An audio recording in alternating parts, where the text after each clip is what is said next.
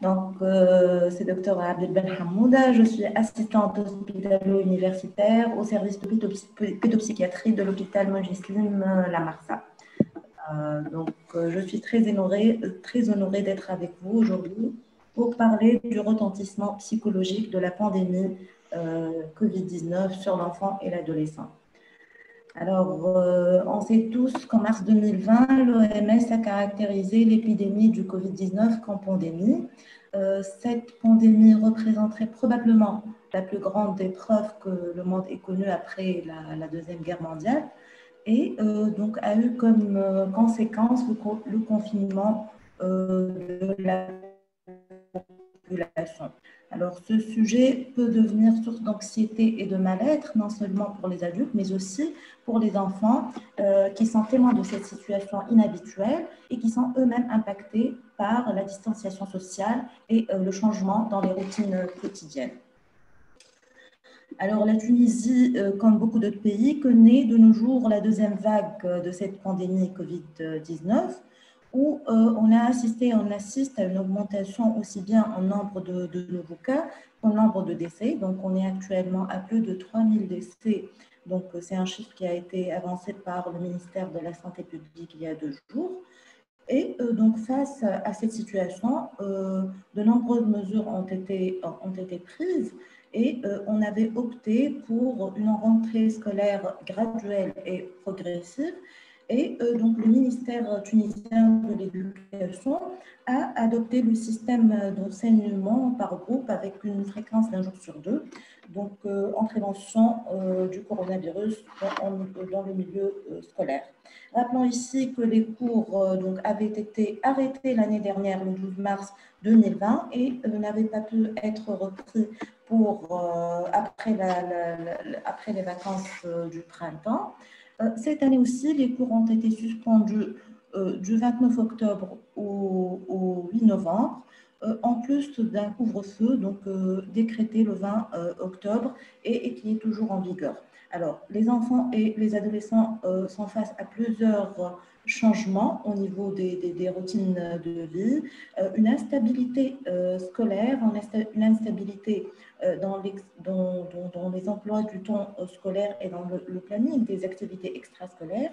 On est bel et bien devant et face à une situation inhabituelle et inédite. Alors, rappelons les facteurs de stress liés à la pandémie qui ont été avancés par le Center of the Study of Traumatic Stress en mars 2020. Ces facteurs sont en rapport avec la frustration et l'ennui liés à la distanciation sociale, la prolongation de la durée de l'isolement, de par le confinement, de par le couvre-feu, la crainte d'être infecté ou qu'un membre de la famille le soit, la crainte d'infecter d'autres personnes, la perte financière qui constitue un facteur de stress supplémentaire, un facteur de détresse socio-économique en particulier chez les personnes à faible revenu, la stigmatisation des patients Covid+, des familles Covid+, et la crainte de ne plus pouvoir retrouver sa routine normale et les activités sociales dans les suites de la pandémie. Alors, les enfants sont particulièrement vulnérables. Pourquoi? Donc, les enfants sont particulièrement vulnérables en raison d'une compréhension limitée de cette situation inédite et inhabituelle, d'une incapacité à échapper eux-mêmes au risque de contamination, en raison aussi de stratégies d'adaptation qui sont parfois, des stratégies d'adaptation mentale qui sont parfois limitées chez l'enfant. Et les enfants sont parfois incapables de communiquer leurs sentiments comme les adultes. Ils sont vulnérables en raison de la fermeture des écoles et en raison de cette instabilité scolaire, en raison de l'exposition à la couverture médiatique de cette crise pandémie Covid-19. Donc, il faut savoir que la réponse d'un enfant face à une situation de crise dépend de plusieurs facteurs. Elle dépend de son exposition antérieure à des situations d'urgence, dépend de ses antécédents physiques et mentaux, donc sa santé physique et mentale, de la disponibilité affective des parents et de l'existence d'un bon soutien familial, dépend aussi de la situation socio-économique familiale ainsi que du contexte culturel. Alors, il faut savoir aussi que les mesures pour endiguer la maladie peuvent nuire au bien-être des enfants et des familles.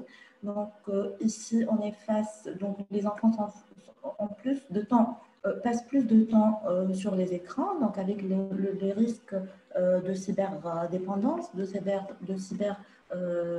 harcèlement, de visionnage de contenu nuisible, avec tout le risque des symptômes du registre post-traumatique, dans le trouble stress post-traumatique, le stress parental qui est contagieux, l'anxiété parentale qui est transmissible aux enfants avec un sentiment d'insécurité et d'incertitude, et aussi, donc, il ne faut pas oublier le risque de maltraitance et de négligence et d'exposition aux conflits parentaux, donc au cours de cette pandémie.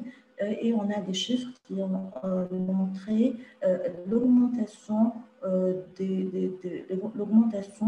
la violence contre les femmes au cours de cette pandémie et au cours de la période du confinement. Alors, quels sont les symptômes courants de détresse psychologique chez les enfants pendant les pandémies? Alors, ici, j'ai essayé de... j'ai procédé par tranche d'âge. Pour les enfants les plus jeunes et les tout petits et les enfants d'âge préscolaire, il peut s'agir de troubles du comportement, de comportements oppositionnels ou provocateurs, d'attitudes ou de comportements régressifs, de troubles instinctuels touchant le sommeil et l'appétit. Pour les enfants plus âgés et les adolescents, il peut s'agir de troubles du comportement, comme de troubles affectifs, donc de manifestations dépressives ou anxieuses. Pour les enfants avec des besoins spécifiques, comme les enfants porteurs de troubles spécifiques, de troubles du spectre de l'autisme ou de handicap intellectuel, donc ils peuvent connaître des perturbations dans leur routine quotidienne en raison de l'interruption des séances de thérapie. Il peut s'agir aussi de comportements problématiques tels que l'irritabilité, l'agressivité, le repli social, en plus des troubles instinctuels. Pour les enfants en confinement ou en quarantaine, donc il peut s'agir de troubles du registre post-traumatique en raison de la séparation avec les parents, de la stigmatisation de la maladie ou de la séparation à cause d'un décès ou d'une maladie de l'un des deux parents. Voilà. Donc, aussi, donc, il faut une attention particulière pour notre population à risque, qui est celle des enfants atteints par le Covid-19 et mis en isolement, les enfants dont les parents ont été atteints du Covid-19 ou décédés par le Covid-19. Et donc, cette population, on a remarqué qu'ils ont plus de risques à développer des troubles mentaux, donc à type de troubles stress post-traumatique, de troubles stress aigus, de troubles de l'adaptation, en plus des troubles mentaux à long terme.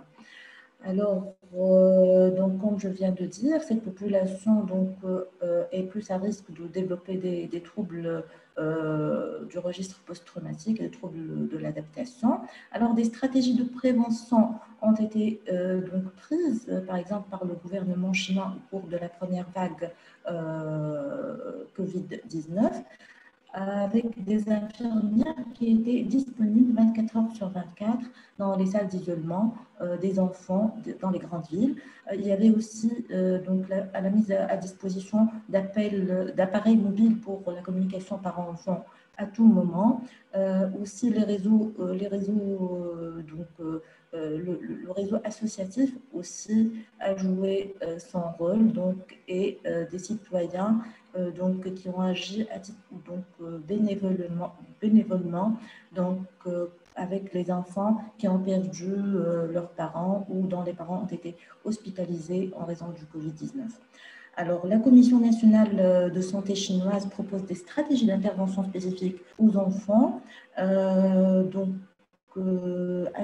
d'augmenter le temps de communication avec les parents, de faciliter l'accès des enfants aux informations sur la maladie via des bandes dessinées ou des vidéos, d'établir un programme d'activité régulière, de fournir des petits cadeaux donc, pour expliquer un peu la maladie et de faciliter l'accès aux consultations, à la consultation psychiatrique en cas d'anxiété, de difficulté du sommeil ou de perte de l'appétit.